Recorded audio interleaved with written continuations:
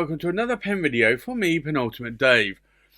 So I have here another one of my flashback review videos, and this is the flashback review of the Visconti, and this is the Extase d'Oeuvres. So I think let's take a look at this pen. It really is a beautiful pen, and I have to say I really lucked out on this. This is a pen that typically would sell for around about sort of £3,500, and this was in my early days of collecting, and I've had this pen now for about 7 years. It's a long-standing pen in my collection. It's a pen that I really like. I did actually buy this from a company on eBay called Marte Modena or Modena, and they were at the time selling what were sort of like used or reconditioned, I think, pens, or pens that couldn't be sold. And this was one of them. It didn't come in the original box, but and the original box would have been a sort of a box like this with like an overlay. But it would have had a couple of bottles of perfume in it, hence d'Oeuvres and Ecstasy. So I didn't get that, but I also did get it for about, I want to say about a tenth of the price. It was a really good deal. So it just came in a standard Marte Modena wooden box, but this has a very sort of like glittery sort of black material there that you can see. You have a cap finial there which is not removable. The actual Visconti it's not a My Pen finial, but you do have a cage here, and the idea is that basically you unscrew that and you put some fluff, some cotton wool or something in there, and you dab it with some perfume or aftershave. And on the back end of the pen, I'm going to show you here, the idea is you unscrew this, and this houses a good like 3 or 4 milliliters of perfume, and you have a little dabbing thing here. So you would then dab that cotton wool in there, and you would scent it. And this is an amazing pen. The issue really is that for me it didn't come with the original box, but because of the good price, I was like, I don't care, honestly. I really just want this pen because it was quite an exquisite pen.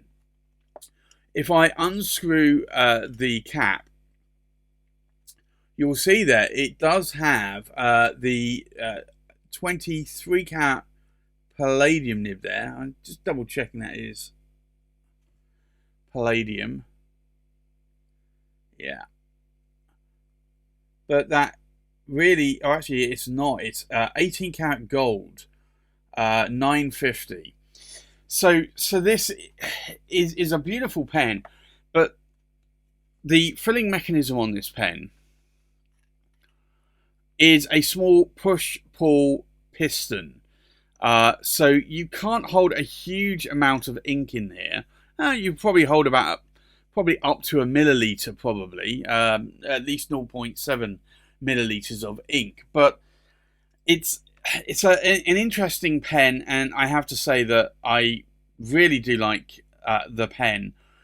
You can see in this overlay there's also more gold flecks in the resin here as well. You can see a little bit more there as well. So this really is a beautiful pen. So glad I was able to add it to my collection when I did.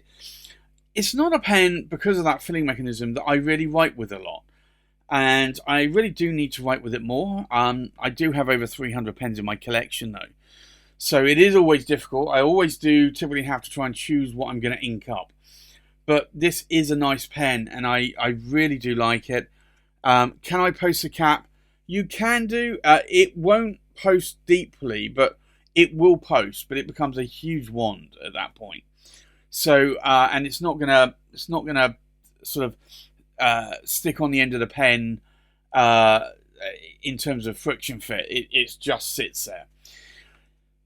But I like this pen. It is a long pen. I love that it's got a little bit on the section here, a little bit of a divot here, almost a concave-like section. And that just helps my fingers just rest in the center there.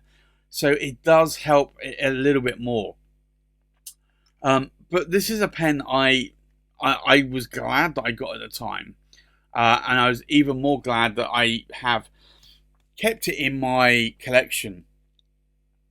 You don't see many of these pens around nowadays, and that was one of the reasons why I wanted this pen. And when I was bidding on it on eBay, I want to say there were probably about at least 4 or 5 of these going, and from Marte Modena, and unfortunately, each one went higher than I was hoping for. This one, when I bid on it, actually didn't go higher, and maybe it did a little bit, but I got it for a very good price at that point. So no regrets in buying this pen whatsoever. And it is a really, really nice pen in my collection. So I think with that, let's do a comparison with other pens.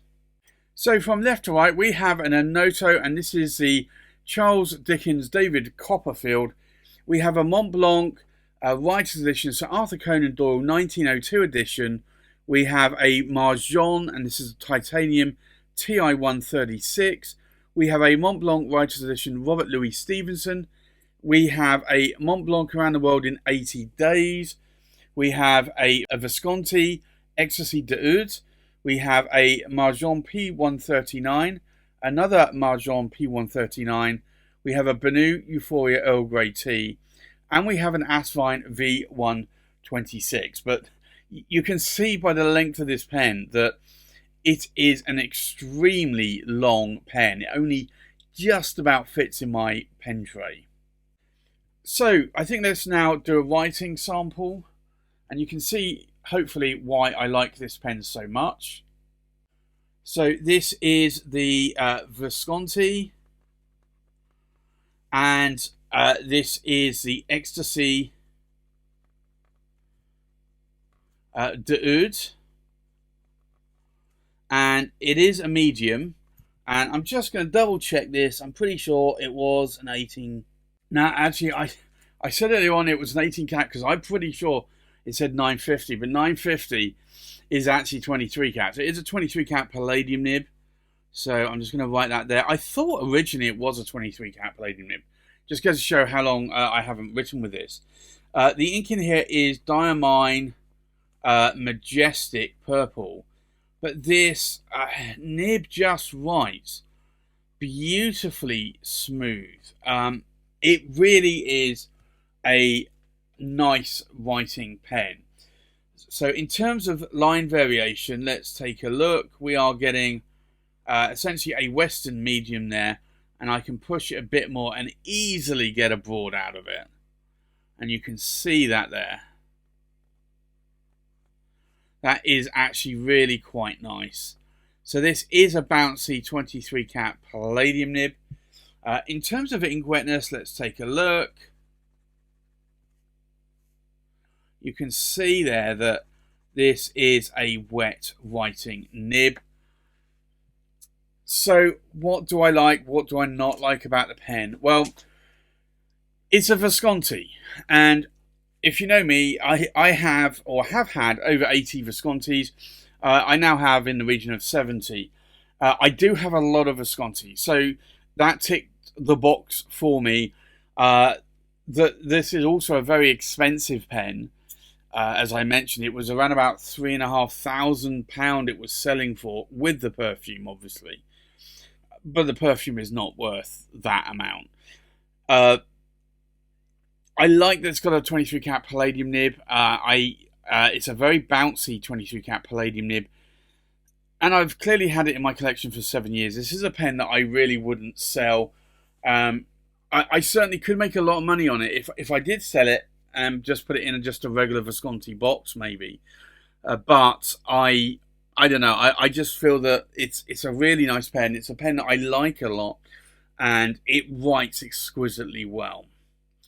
So for me, this is a pen that I really do enjoy writing with, and I will try and ink it back up again in the next few, or in some currently inked in the future.